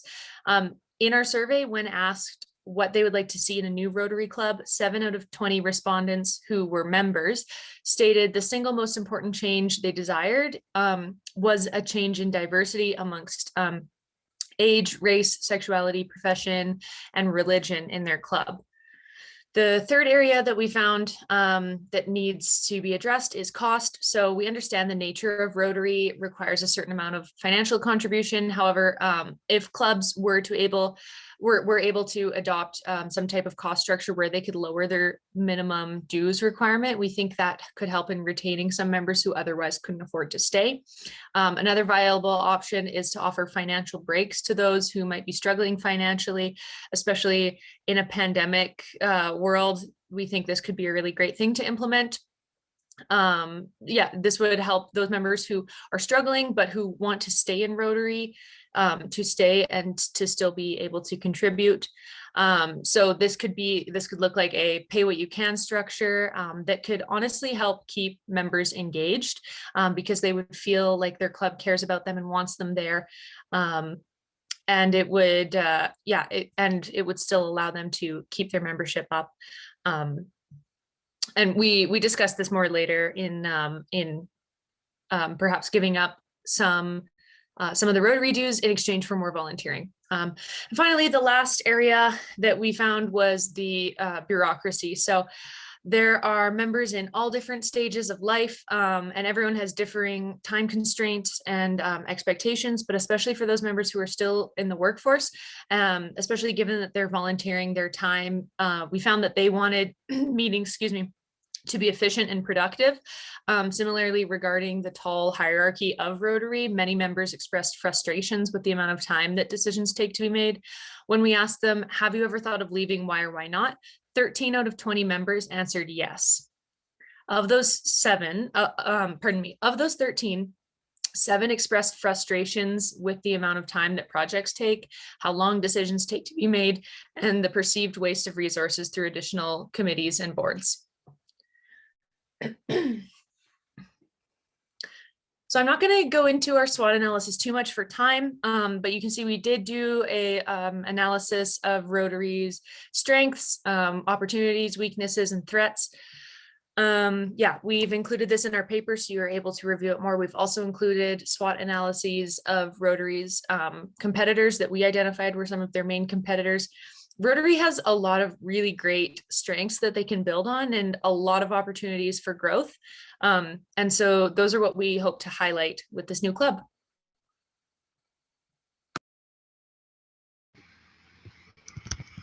Hi, everyone. Thanks so much for coming by. My name's Connor, and I'm going to be talking about marketing principle number 3, all competitors react. So some of you might be thinking, well, what's the evidence that a mentorship program of this capacity is going to be viable in the modern day? And that's a good question. And what we did was we interviewed Debbie Jones from Ethnicity. So Ethnicity is a Calgary-based mentorship program, which originally started from a church basement, which is obviously no easy task. Basically what they did was they would bring in impoverished families, recent immigrants into Alberta, and they would teach the mothers just how to cook, what to buy at the store, how the stove works, that sort of thing, just real practical stuff. And that grew into a system where there's mentorship on a large scale for the immigrants. Currently, they have about 2,500 members, with many on the wait list. So with Calgary having a population of 1.5 million, The large immigrant population of mentorship programs shows how popular the idea is specifically with these kinds of people. Furthermore, ethnicity, since only relying on benefiting immigrants for the most part, leaves a giant target market for Rotary 21, which is those wanting to be mentored in areas like finances and practical skills, which would be represented in the target market of like college and high school students. So if thousands from the immigrant population jump on the idea of a mentorship program, there's no doubt that the vastly larger non-immigrant population will do so as well. The long-term success of Rotary 21 is exemplified through the number of new immigrants, as I said before. So Alberta welcomes around 40,000 new immigrants each year.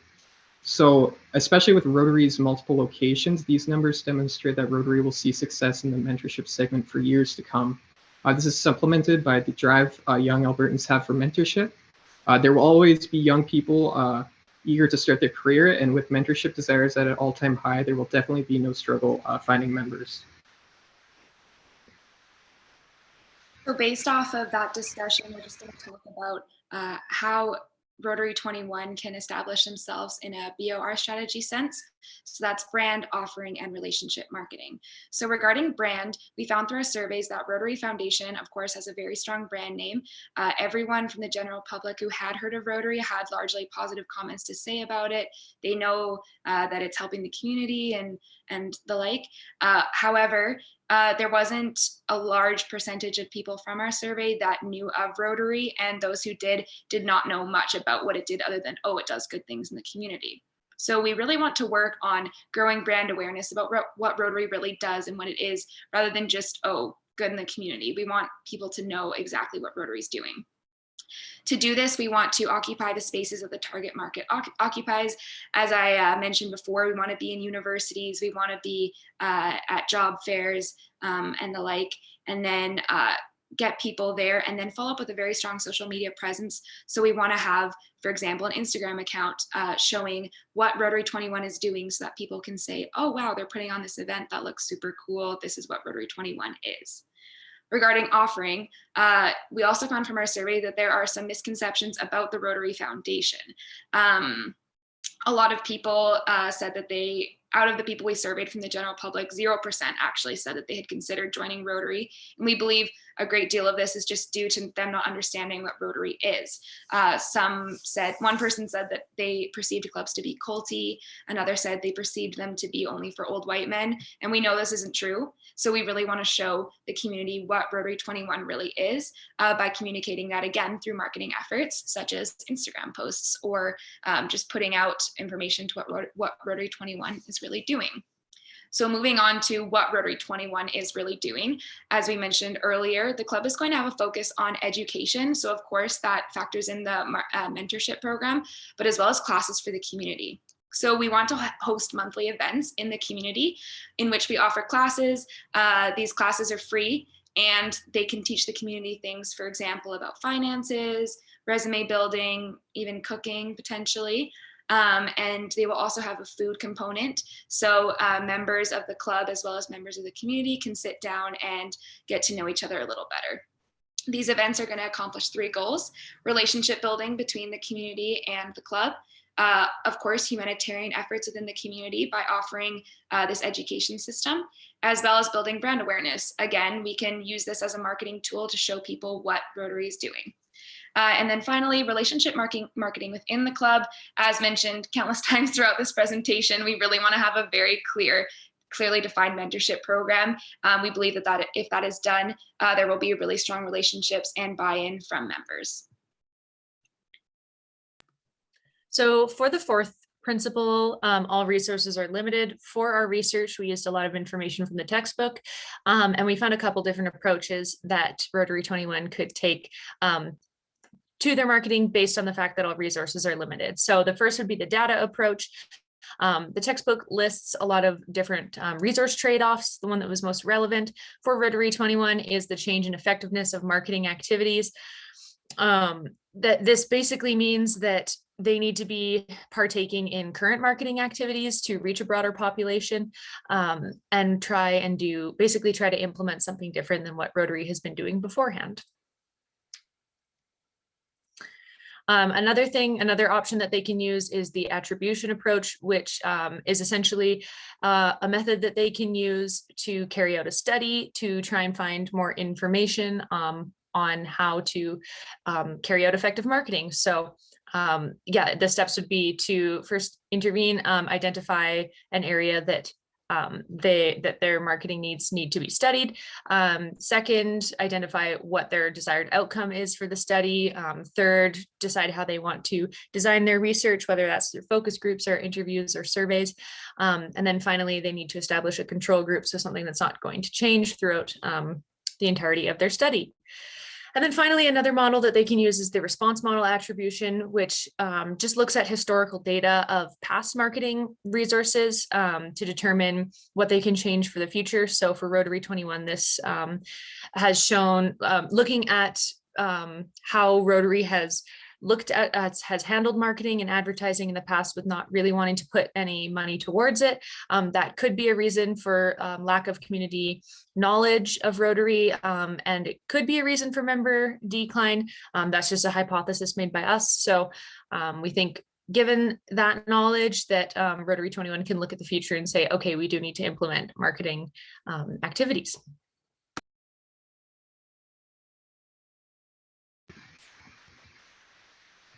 All right, so I'm just gonna touch on social media marketing right now. And so in order for all the people I mentioned previously, all the new immigrants, as well as just the general public who would be interested in mentorship, Rotary 21 would need a successful marketing campaign to ensure this success in the real world. So what we suggest is either hiring on a social media marketing company or junior marketers, who are within the firm who have experience in this field.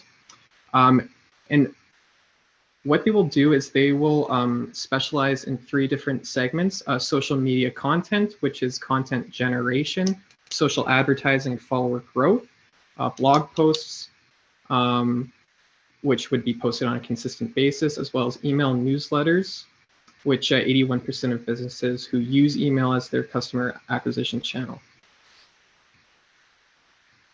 So as far as the actual social media content is concerned, currently 95% of social media marketing professionals use this method. And it's a very simple reason why. 85% of adults under 50 use social media services on the regular. Advertising on this way, follower growth, these are all great ways to get people to know about your organization.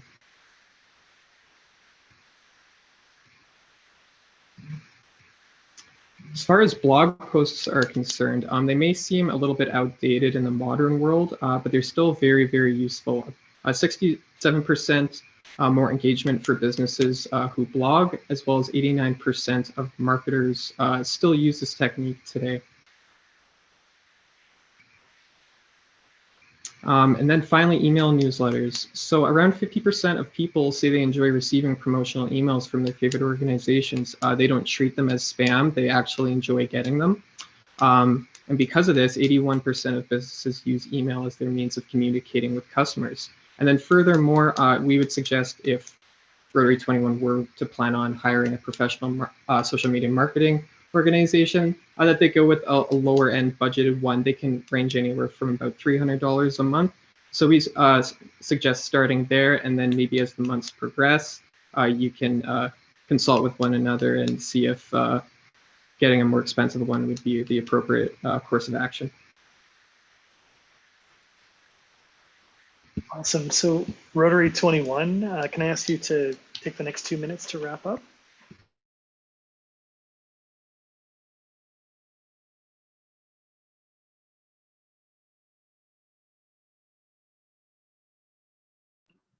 Yeah, I think Emil's just gonna close it up for us right now.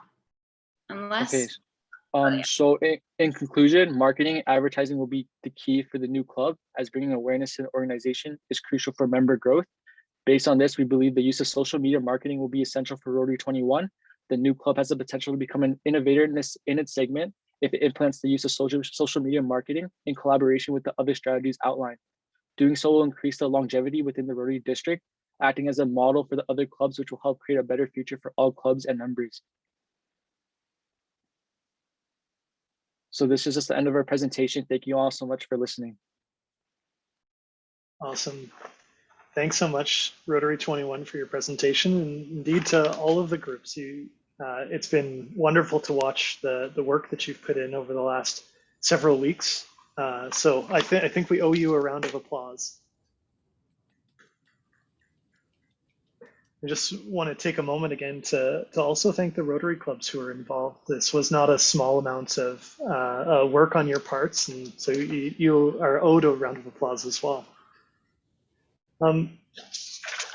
We've been getting quite a few questions from both the group chat and the in private messages. So I'd like to first remind you of the four-way test. The first answer of which is, or sorry, the first line of which is it the truth?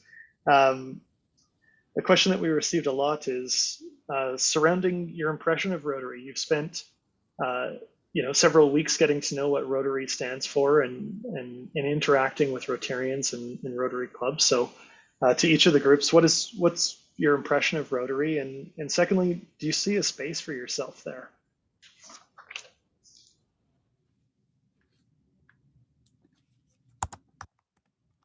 See a big smile on your face, Cody. Do you want to go first? Oh, this is not the one you wanted to ask. Personally, I'll be honest, it's an interesting organization, but I don't see a spot for myself.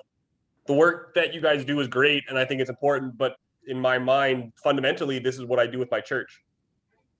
And so the money I give and the time I have, that goes to to the organization that I'm a part of, which is my church. So I don't see myself wanting to expand that.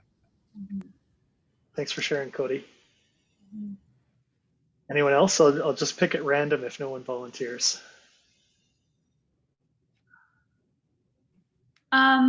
I think there are aspects of Rotary that I could really see myself being a part of, and I think there's some that, not like they're bad or anything, but I can't necessarily see myself in.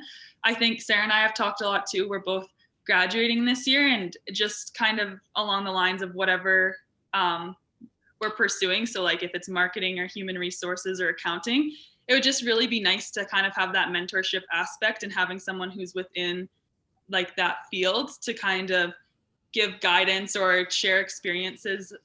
So I think that was why with the new Rotary, why we saw a lot of value in having like a structured mentorship program. Yeah. But yeah.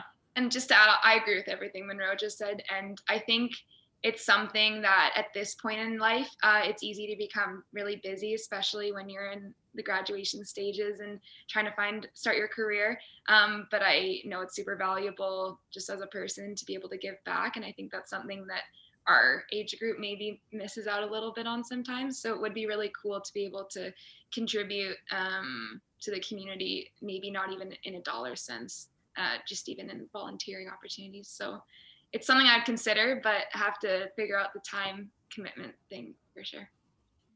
Awesome. Thank you for sharing, ladies.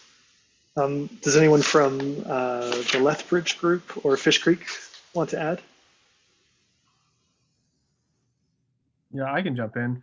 I think for me personally, I think it would be more of a down the road thing. I think this would definitely be something I'd be interested in, just based on what we saw from our focus groups we conducted and getting to know the Lethbridge Club specifically. There's a lot of opportunity just to make some really great kind of lifelong friends there and do some great work on the community and give back as well. So I thought that aspect was super interesting. I think something that, down the road is super valuable, especially now when it's harder to, I guess, meet up with people and get that social interaction piece in our lives due to COVID and everything like that. So.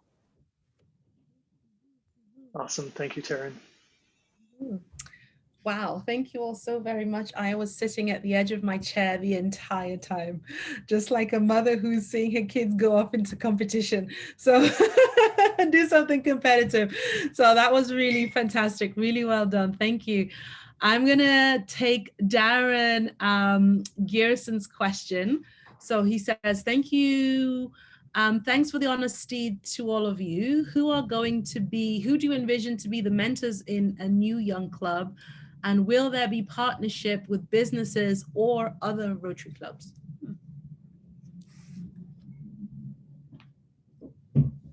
I can answer this one. I actually just typed up a response because I didn't know if we were going to get a chance to say it. So the club should actually be hopefully formed of two type of segments within the club, those who are hoping to fulfill a mentorship role and those who are hoping to fill the mentee role. So we're hoping that the club will be formed of both those groups. So the mentors will also be members of the club that are more established business professionals already. I hope that answers the question.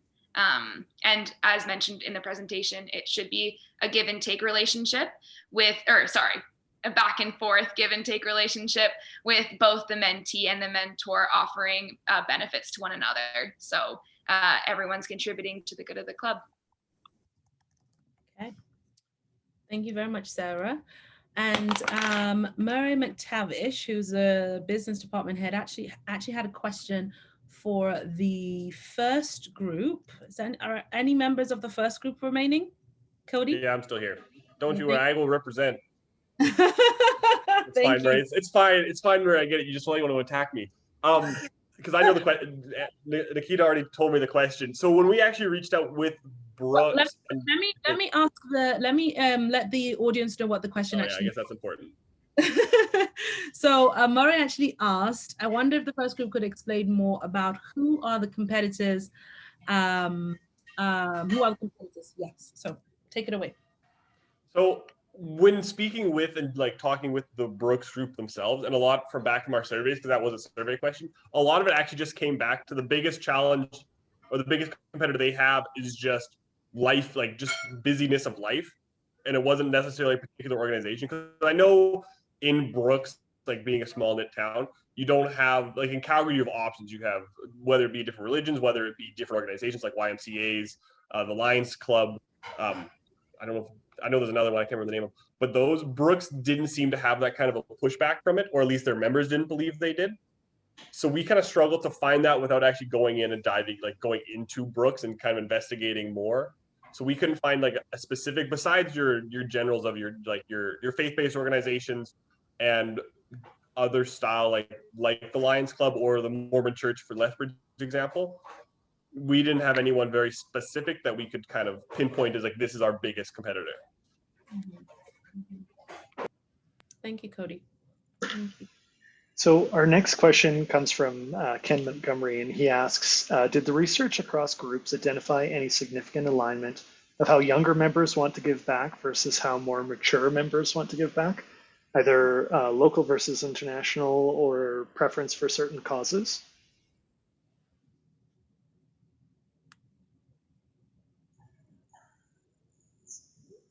And anyone can volunteer. I don't think that was directed at a specific club. We kind of mentioned throughout the process of conducting some of our surveys that there was areas that we left out, which we saw in hindsight, such as like age and gender of the members. We were just saying that's a very good question. I honestly, in all honesty, like didn't even consider that in the process of it, but it is really interesting. And I do think that there would be a difference, like just my personal thoughts, a difference in what people were interested in, like how they were serving. So that is a really good consideration. Okay. Thank you. And I've been sort of shielding some of your questions as you were presenting, but we had a question from David, and he did ask, he said, beyond the actual cost, I've answered it a little bit, but maybe you can go into a little bit more detail. So beyond the actual cost of being a Rotary member, did the study review the issue of fundraising? As much of Rotary service requires funds, and those need to be raised either from Rotary pockets or fundraising. So just curious if this was viewed as a deterrent to membership.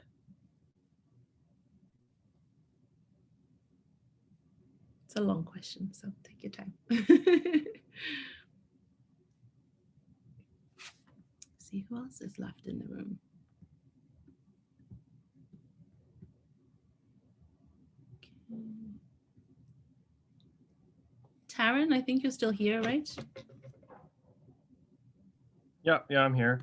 Yeah, in terms of fundraising, yeah, I guess the largest thing that our group kind of found out about the fundraising aspect is, I think Fern had mentioned in our presentation, is that sometimes the club, if people have a limited knowledge of what Rotary actually entails, they sometimes view it as just being a club that is only around for fundraising kind of thing. And I think our approach was more along the lines of, we can kind of expand or kind of communicate and promote like the kind of value that Rotary actually has to provide, and the value that it can create for individuals, that will kind of in turn kind of have a snowball effect of, increasing membership, increasing awareness, which will turn into fundraising dollars. That was kind of just the way we went about it.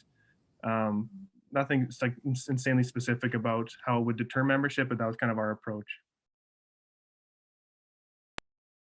Awesome.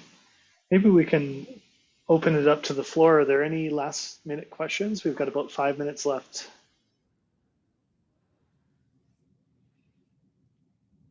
Questions, Dan, comments, I see you thoughts? wiggling in your chair. Do you have a question? All right. Means Any awesome. thoughts? I'm interested to know, what are your thoughts on their findings? So if you don't have any questions, what are your thoughts on their findings?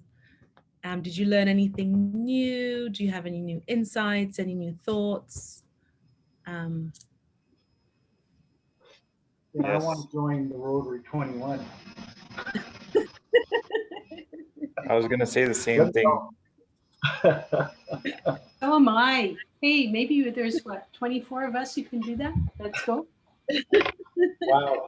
In Ketty, what I find is these, well, first of all, congratulations. I think this, in my 10 years of being Rotarian, I've never seen anything as comprehensive as this. So this is amazing work that the students have done.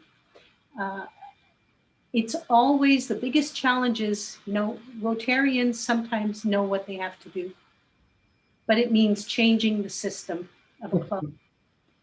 And perhaps the next step would be, how do we facilitate that change? How do we make a budget available for marketing? My club, the Rotary Club of Calgary, does not have a budget for marketing, and we expect it to happen just by magic. So how do we get volunteers to say, right, we're going to do something about it, and then do it? We're busy doing the stuff we've always done. So who's going to jump in and do it? And because the ideas are there, and deep down inside, we know we have to spend time on Instagram and on Facebook, and we have to have websites that look much better than what some of our websites look like. So it's great to hear it again. I hope that some of the Rotary leaders that are on the call can take that back to their clubs and say, right, what are we going to do about this? Because what's the penalty for not doing it? It just means our club membership keeps going down. But on the positive side, I know we've done some mentorship between Rotarians and Rotaractors this year. I was part of that, and that was amazing. That was great.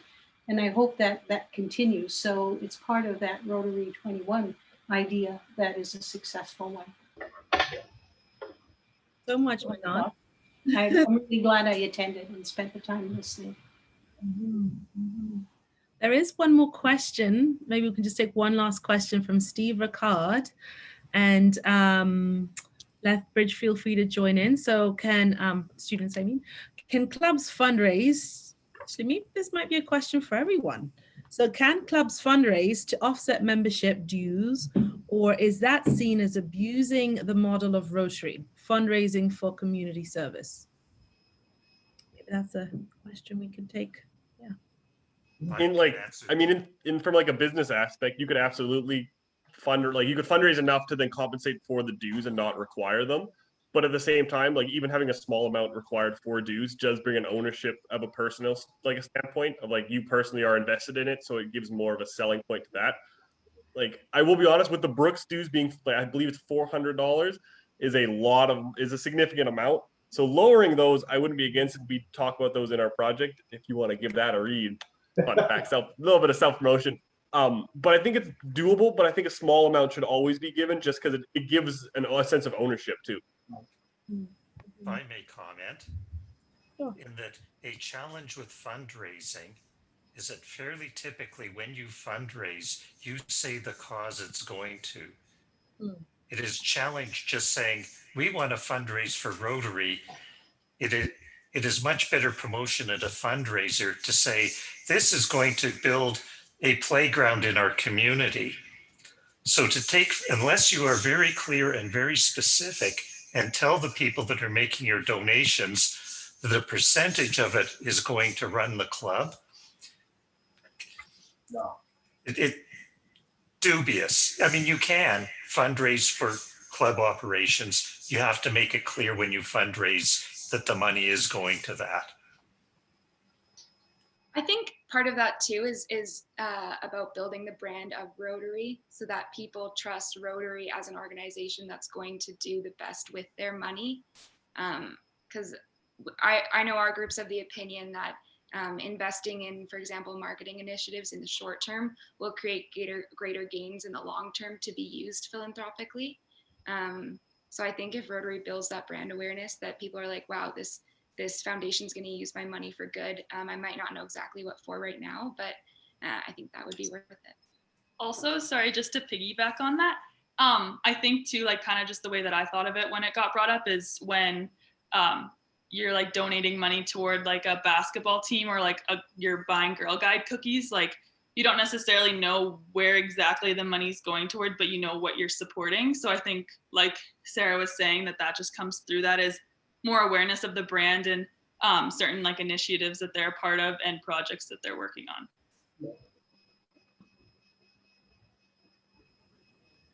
Okay, could I just say something? Sure. I know this is outside of the scope of the project. It's these student groups were tasked to market the product, and they had to discover what our product was, and so they had a sense of what Rotary is. And I know it's outside the scope of it, but I just wondered if they might tweak the product somehow to make it more marketable, if they perceived any problems with the product.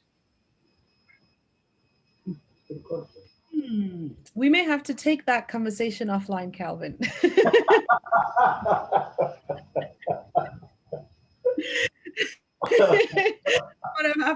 Yes. I will connect with you, and then we can discuss that some more, if that's okay with you.